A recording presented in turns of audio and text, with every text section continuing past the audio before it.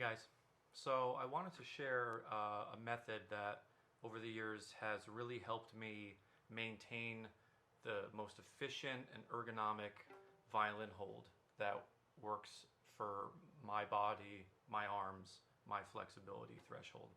After years and years of Alexander technique lessons, I really learned a lot about the head-neck-spine relationship and principles about holding the violin efficiently that led to me kind of really nerding out in front of a mirror with a tape measure and my shoulder rest and my chin rest.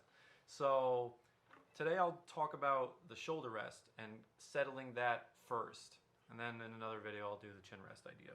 But so you need to have a tape measure, and what you should do is, this is for shoulder rest users. There are advantages and disadvantages to shoulder rest users or non-shoulder rest users. There's no magic way to play the violin. Both ways have advantages and disadvantages. One disadvantage to using a shoulder rest is the fact that more or less we are putting the violin in like a fixed position, and we are applying pressure to these muscles. There's really no escaping that if you really think about it. That's not exactly an advantage, okay?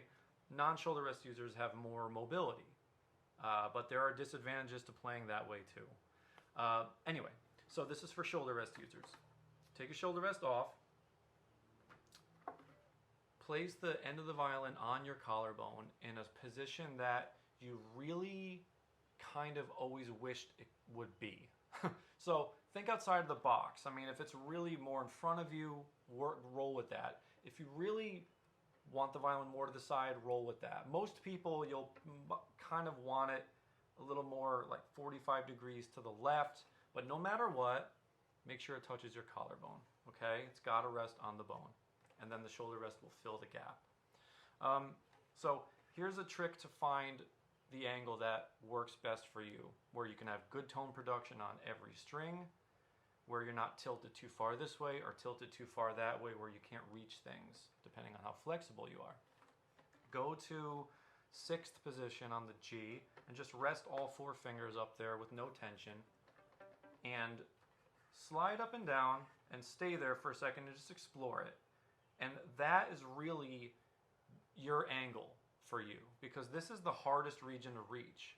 So if you find that spot, that angle, it won't be tilted too much this way or that way.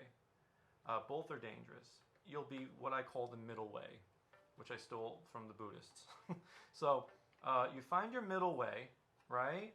And then you need to measure it.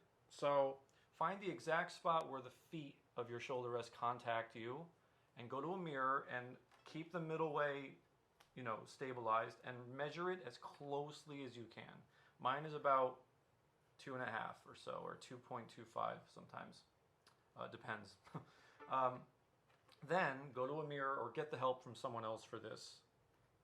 And then do here also. It really helps to have a friend or someone do this.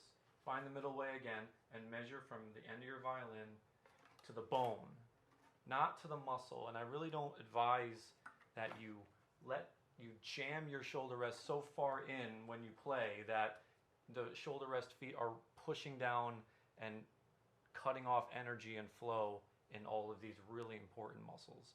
There's bone here, and I really suggest you try to use it as much as you can, and that might have you adjust where you keep the feet, but I really highly suggest using bone. Okay, so you've measured here. I'm like 2 inches here and 2.25 here. And then you make sure you have long enough feet if you need. If you use a Kuhn, most other brands go tall enough, like Bon Musica or Wolf or the Corsica Rest or whatever. Okay? So here I'm about, I should be, because I always check in every couple of years. I'm at 2.5 right now, so I might lower it a little bit. And then here, I'm a little under, right at 2. So make the adjustments with the feet that I suggested.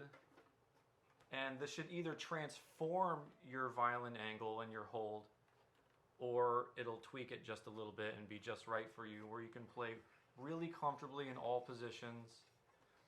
Each arm level will be efficient with the right angle for each string, so there's good tone production on each string. And you're positioned in a way now with the violin on your collarbone to just turn your nose a little bit if you play this way and drop your skull just a little.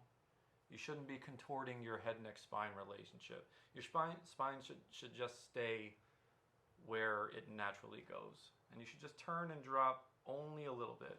But we'll talk about that with the chin rest video. So this is transformational for me. I can't explain how much it helped me about 10 years or more ago with doing this, and I haven't changed it since. I hope it helps you. Try it out. Either it'll change it drastically or just a little bit, and let me know. Comment on the video. I hope this helps, and enjoy your violin hold makeover. All right?